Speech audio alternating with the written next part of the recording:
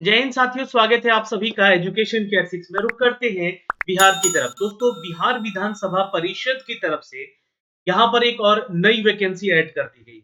ये 2024 का वैकेंसी है, क्योंकि फिर से यहाँ पर सहायक प्रशाखा पदाधिकारी का पोस्ट दिया जा चुका है।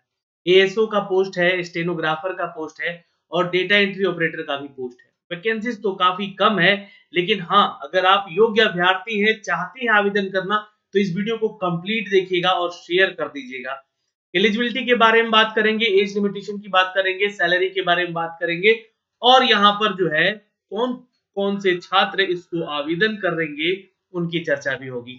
इसके अलावा अगर आप चाहते हैं कि इसका मॉक टेस्ट आपको दिया जाए, तो आप हमारा एप्लीकेशन ज्वाइन कीजिए और हमारा टेलीग्राम ज्वाइन कर लीजिएगा, जहां पे इनके मॉक टेस्ट रिलेटेड जो है अपडेट दिए जा सके आपको, और इसके बारे में जानकारी मैं आपको आगे भी देता रहूंगा। चलिए, तो शुरुआत करते हैं एक और नई वैकेंसी के इस नए अपडेट को लेकर। तो दोस्तों, हम हैं बिहार लेजिस्लेटिव काउंसिल के ऑफिशियल वेबसाइट पे, जहां पे आप जो है चीजों को देख सकते हैं यहाँ पे, और यहाँ से जो है अप्लाई भी कर सकते हैं। यहाँ पे देख सकते हैं लिंक एक्टिवेट कर दिया गया है। जैसा कि आप यहाँ पे देख पा रहे हैं, ये लिंक हमने डिस्क्रिप्शन में भी आपको दे दिया है, आप यहाँ से जाके इसको डाउनलोड कर लीजिएगा। और ये नई सूचना आई है दोस्तों, देखिएगा यहाँ पर सहायक प्रशाखा पदाधिकारी, डेटा एंट्री ऑपरेटर, आशुलिपिक के रिक्त पदों की ये वैकेंसी दी गई है। आपको बता दें कि ये 2024 यानी कि 24 का, ये 2024 का दूसरा नोटिफिकेशन। तो पहला कौन है सर? तो पहला प्रतिवेदक का वैकेंसी निकाला गया था, ठीक है, ये ध्यान रखिएगा। और इसके एग्जाम हो चुके हैं, इसके लिए आपको जो है यहाँ पर देखिएगा तो लिंक दिए गए हैं। ऑब्जेक्शन करने का भी पूछा गया था, ठीक है। बाकी पुरानी वैकेंसीज के अपडेट लगातार आपको मिल ही रहे हैं, है ना, जो 2023 से संबंधित है। एक सुरक्षा प्रहरी का और भी वैकेंसी है दोस्तों, जो कि 2023 था, ठीक है। उसके बारे में भी आपको जानकारी मैं आपको दूंगा आगे चलकर, उसको भी ध्यान में आपको रखना होगा। तो चलिए, यहाँ पर जो नोटिफिकेशन आए हुए हैं, इन नोटिफिकेशन के ऊपर आते हैं दोस्तों, और बात करते हैं इसकी एलिजिबिलिटी के बारे में। तो देखिए, यहाँ पे सबसे अपडेट पहला है कि देखिए, ये एडवर्टाइजमेंट संख्या नोट कर लीजिएगा। और इसमें जो है सहायक प्रशाखा पदाधिकारी, डेटा एंट्री ऑपरेटर और स्टेनोग्राफर, ये देखिए डेटा एंट्री ऑपरेटर का जो है ना पोस्ट कोसांग में दिया गया है, यानी कि ये जो है आपका ट्रेजरी होता है, जहां पर जो है सैलरी वगैरह इंक्रीमेंट या घटता बढ़ता है, या सैलरी दी जाती है रिटायरमेंट पर्सन को, या फिर सैलरी बनाई जाती है, तो उनके लिए ये अपडेट है।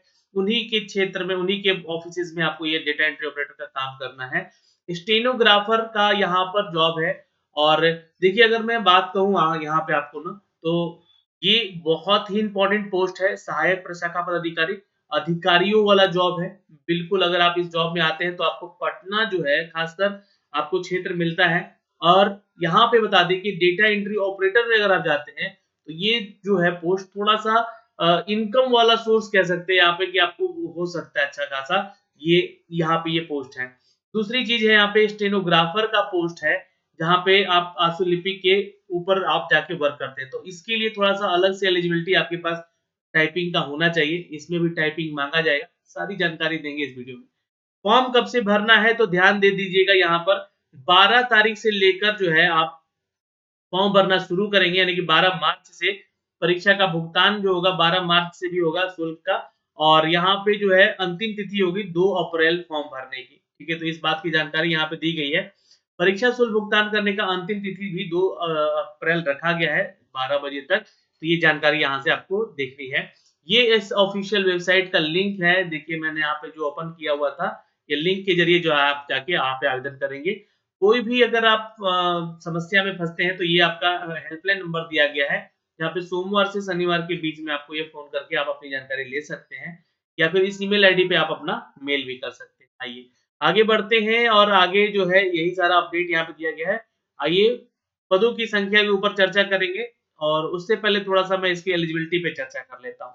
शैक्षणिक योग्यताओं की बात करें हम दोस्तों यहाँ पे, तो देखिएगा शैक्षणिक योग्यता में माँगा गया है, क्या माँगा गया भाई? तो सहायक प्रशाखा पदाधिकारी के लिए यहाँ पर राज्य स्तर पर या केंद्र स्तर पर जो है आपका स्नातक कंप्लीट होना चाहिए, यानी कि ग्रेजुएट आपका होना ज़रूरी है। प्लस यहाँ पे हिंदी टंकन और अंग्रेजी टंकन का स्पीड आपका 30 वर्ड प्रति मिनट होना चाहिए कंप्यूटर पे, ठीक है, ये ध्यान रखिएगा। और वांछनीय योग्यता में, वांछित योग्यता में बोला गया है कि कंप्यूटर पाठ्यक्रम में प्रमाण पत्र देखिए, यानी कि कंप्यूटर का सर्टिफिकेट मांगा गया है आपका, जैसे कि डीओक या नीलेट की आप लोगों ने, या एआईसीटी अप्रूव, जैसे कि मान लीजिए कोई बीई बीटेक कर लेता है तो वो एआईसीटी अप्रूव उनका सर्टिफिकेट होता है, तो वो भी लगा के यहाँ पे अप्लाई कर सकते हैं आप लोग। या डीओक या नीलेट द्वारा विहित विषयों में अगर आप पाठ्यक्रम पर अपनी पढ़ाई किए हैं, ओ लेवल स्तर का सर्टिफिकेशन किए हैं, तो भी आप आवेदन करेंगे। फिर उसके बाद एक आपका जो है दोस्तों कंप्यूटर दक्षता जाँच होती है। अगर आपने ये सर्टिफ़िकेशन किया है, जैसे कि बहुत सारे लोग जो है ना यहाँ पे कोर्स करते हैं एएससी, डीसीए का, है ना? तो ये भी एक कंप्यूटर दक्षता जाँच ही होती है, ठीक है? तो अगर आपके पास है तो आवेदन कर सकते हैं, या बहुत सारे लोग जो है पीजीडीसीए करते हैं, तो अगर आपके पास जो है पीजीडीसीए का सर्टिफ़िकेट है, तो भी आप यहाँ पे आवेदन कर लीजिएगा इसके लिए। बस स्पीड ये ध्यान रखिएगा 30 वर्ड प्रति मिनट का होना चाहिए। सैलरी स्केल की बात की गई है तो 44,900 की सैलरी स्केल बेसिक है, प्लस अलाउंस आपको मिलेगा चूंकि ये सरकारी नौकरी है। जी हाँ दोस्तों, अधिकारी वाली नौकरी है। यहाँ पे आपकी सैलरी बढ़कर हो जाएगी कम से कम 70 से 75,000 के आसपास की सैलरी मानी जाती है, ये ध्यान में रखिएगा। डेटा एंट्री ऑपरेटर का जॉब है दोस्तों, जहाँ पे आपका जो है किसी संस्थान या किसी इंस्टीट्यूट से, या मतलब सरकारी की बात हो रही है यहाँ पे, इंटरमीडिएट होना चाहिए। इंटरमीडिएट की योग्यता कम से कम आपकी मांगी गई है, और कंप्यूटर पर 8000 की डिप्रेशन प्रति घंटा के स्पीड से टाइपिंग जांचा जाएगा आपका। वांछित योग्यता यानी कि जो एजुकेशन क्वालिफिकेशन के अलावा जो कंप्यूटर से संबंधित जो आपके सर्टिफिकेट है, अगर आपके एआईसीटी, डीओ, नीलेट के से मान्यता प्राप्त है आपके कंप्यूटर पाठ्यक्रम का, तो आप यहाँ पे योग्य हैं। यानी कि अगर आपने बी बीटेक किया है या फिर आपने बीसीए किया है, जैसे कि मान लीजिए, तो आप यहाँ पे जो है एलिजिबल हो जाते हैं, ठीक है? या बीसीए प्लस एमसीए किया, माफ करेंगे, बीसीए नहीं सिर्फ, क्योंकि एमसीए जो है वो एआईसीटी या यूजीसी अप्रूव्ड होता है। तो डीओ नीलेट के द्वारा अगर आपने अपने कंप्यूटर पाठ्यक्रम की अवधि वो स्तर का भी किया है, यानी कि उसके समतुल्य ओ लेवल का सर्टिफिकेशन है आपके पास, तो भी आप आवेदन करेंगे डेटा एंट्री ऑपरेटर के लिए।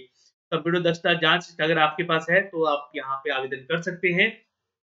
इसकी सैलरी 25,500 है, आपको ध्यान रखिएगा। अलाउंस आपको अलग से मिलेगा, लेकिन ये थोड़ा-सा क्रीम पोस्ट कहते हैं इसको, है ना? डेटा एंट्री ऑपरेटर का, तो अच्छा पोस्ट है ये। आंसू लिपिक का पोस्ट है, स्टेनोग्राफर जिसे हम लोग कहते हैं दोस्तों, यहाँ पे 25,500 की सैलरी स्केल है बेसिक, प्लस अलाउंस आपको अलग से मिलेगा, तो मान के चलिएगा कि इन दोनों का सैलरी स्केल बिल्कुल सेम रहने वाला है। जहाँ मान के चलेंगे 40 से 45,000 की सैलरी स्केल आपकी यहाँ पे आराम से बनेगी। यहाँ भी आपका जो है स्नातक मांगा गया है, और 80 वर्ड प्रति मिनट आंसू लेखन पे आपकी टाइपिंग होनी चाहिए, और हिंदी अंग्रेजी पे जो है आपका 30 वर्ड प्रति मिनट कंप्यूटर पे होना चाहिए।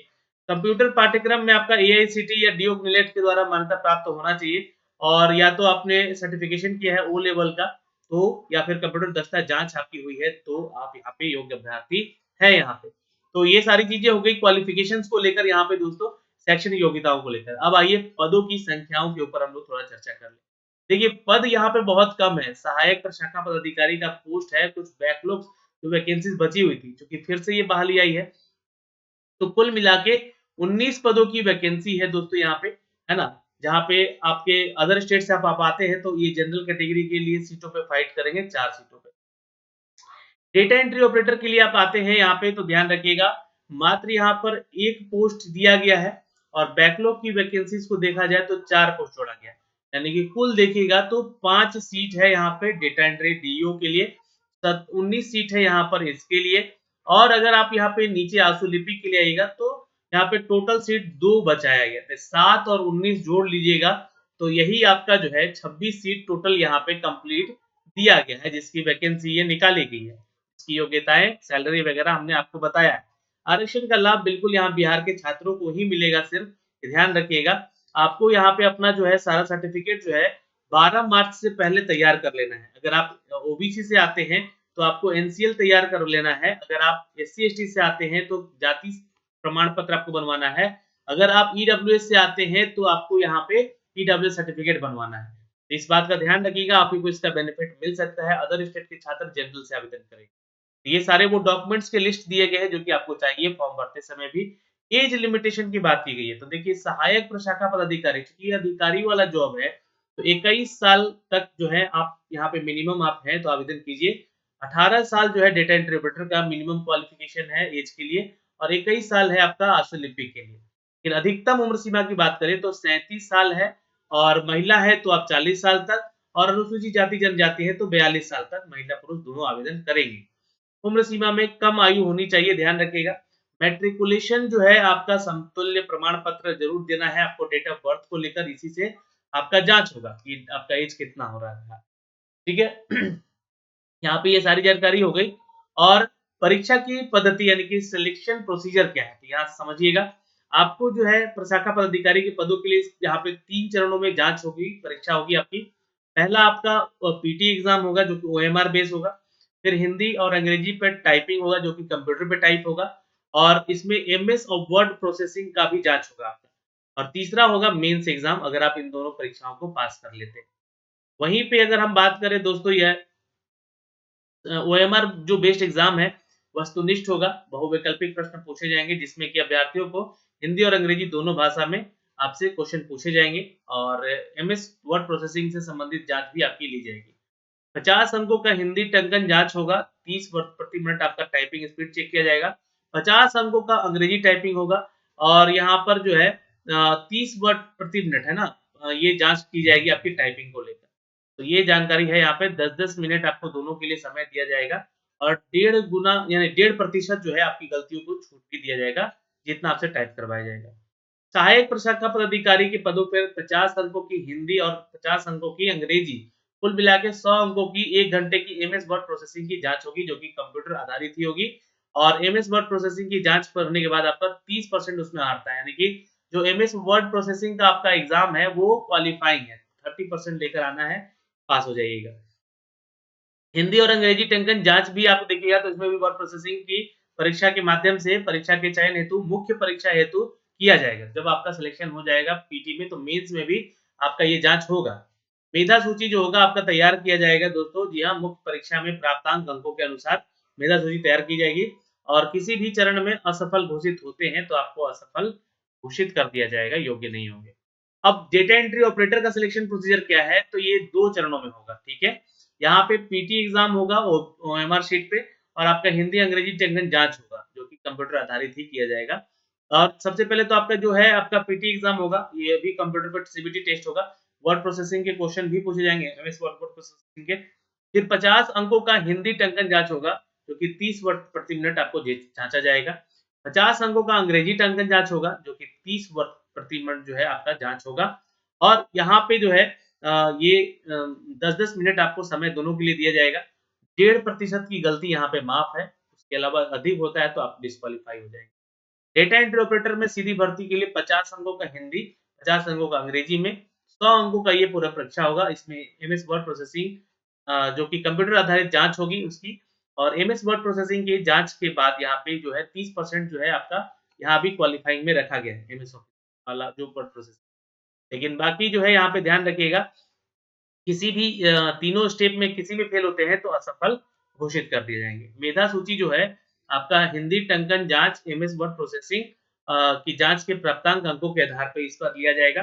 भर्ती प्रक्रिया किसी चरण में असफल मतलब कि असफल। आशुलिपिक का भी 2 चरण में परीक्षा होगा। पीटी एग्जाम होगा, फिर आपका कंप्यूटर जांच होगा जिसमें कि वर्ड प्रोसेसिंग वाला होगा। सेम क्राइटेरिया यहाँ है, बट यहाँ पे ध्यान रखिएगा 80 वर्ड प्रति मिनट जो है आपका स्टेनो पे यानी कि आशुलिपिक पे जांच होगा। और यहाँ पे आशुलिपिक का फिर तीसरे चरण में भी इसका जांच होगा। तो ये ध्यान रखिएगा, अगर इसमें फेल तो सब में फेल, मतलब किसी में फेल इन तीनों स्टेप में से तो सब में फेल हो सकते हैं। बाकी सारा प्रोसेस वही सेम है सिलेक्शन प्रोसीजर का। अब प्रारंभिक परीक्षा की अगर हम बात करें दोस्तों तो यहाँ पे 2 घंटे का पीटी एग्जाम होगा आपका। पहले 100 क्वेश्चन होंगे और 400 अंकों का होगा, यानी कि हर क्वेश्चन 4 नंबर का होगा। नेगेटिव मार्किंग भी है यहाँ पर, यानी 1/4 नेगेटिव मार्किंग रखा गया। सामान्य अध्ययन, सामान्य विज्ञान, गणित और मानसिक क्षमता यानी कि रीजनिंग से संबंधित प्रश्न होंगे। 40, 30 और 30 के संख्या में होंगे। दोनों ही लैंग्वेज में ये सवाल पूछे जाएंगे। इसमें सफल होते हैं तो आप दूसरे चरण में जाएंगे। दूसरे चरण का जो है आपको मैंने सारा डिटेल बता दिया है, तीसरे चरण का भी और सिलेक्शन प्रोसीजर का भी। अब यहाँ पे सिलेबस दिया गया है तो आप यहाँ से सिलेबस भी देख सकते हैं, है ना। मैं अगर आप बोलेंगे तो ये पूरा का पूरा सिलेबस जो है बिल्कुल बिहार दरोगा से जीके जीएस वाला सेक्शन मिलता हुआ है, या बिहार सिपाही से। तो बिहार विधानसभा की तैयारी अगर आप लोग करना चाहते हैं तो बताइएगा कमेंट सेक्शन में, कमेंट करके इससे रिलेटेड जो है आपके मॉक टेस्ट अवेलेबल करवाए जाएंगे। ये जानकारी है यहाँ से दोस्तों। मुख्य परीक्षा का पाठ्यक्रम है यहाँ पे जो कि आप लोग देख सकते हैं, सहायक प्रशाखा पदाधिकारी का। यहाँ पे 100 अंक का होगा, ये 2 घंटे की होगी। यहाँ पे आपका हिंदी भाषा का ज्ञान जाँचा जाएगा। दूसरा पत्र जो होगा 100 अंक का होगा, 2 घंटे का ये भी होगा। जहाँ पे आपका सामान्य अध्ययन का जाँचा जाएगा जो कि 80 मार्क्स का होगा। ठीक है? इसके बाद जो है आपका खंड ख होगा इसमें जो कि 20 मार्क्स का होगा। ये संख्यात्मक योग्यता से संबंधित प्रश्न होंगे, जिसका सिलेबस यहाँ पे सब कुछ यानी कि मैथ का सिलेबस है, यहाँ पे देखिएगा तो जीके जीएस का सेक्शन है, उसका सिलेबस है और प्रथम में देखिएगा तो यहाँ पे 30% लेकर आना है इसमें पास होने के। 2 फेज़ में एग्ज़ाम होगा, मेंस का भी, ये जानकारी है यहाँ। परीक्षा के शुल्क की बात करें तो सहायक प्रशिक्षका, डाटा एंट्री, आशुलिपिक के लिए अगर आप बिहार राज्य के अनुसूचित जाति जनजाति से आते हैं तो ₹150 फीस देंगे। अगर आप यहाँ पे बिहार के स्थायी निवासी हैं और आरक्षित वर्ग से हैं या अनारक्षित वर्ग से हैं, तो महिला हैं तो ₹150 देंगी और 40% दिव्यांगता के साथ अगर आप हैं तो ₹150 देंगे मतलब कि पीएच कैटेगरी से। बाकी जनरल, ओबीसी, ईबीसी जो छात्र हैं ईडब्ल्यूएस वो ₹600 यहाँ से फीस चार्ज आपका लिया जा रहा है। तो ये फीस के बारे में जानकारी हो गई। ऑनलाइन आपको कैसे फॉर्म भरना है मैं फॉर्म भर के भी बता दूँगा आगे आने वाले या दिनों में 12 मार्च को इसका लिंक एक्टिवेट किया जाएगा। तो दोस्तों इस वीडियो के माध्यम से हमने आपको सारी जानकारी अप टू डेट कर दी है। फिर भी अगर कोई जानकारी रह गई है तो आप कमेंट सेक्शन में कमेंट कीजिएगा। All the best, good luck.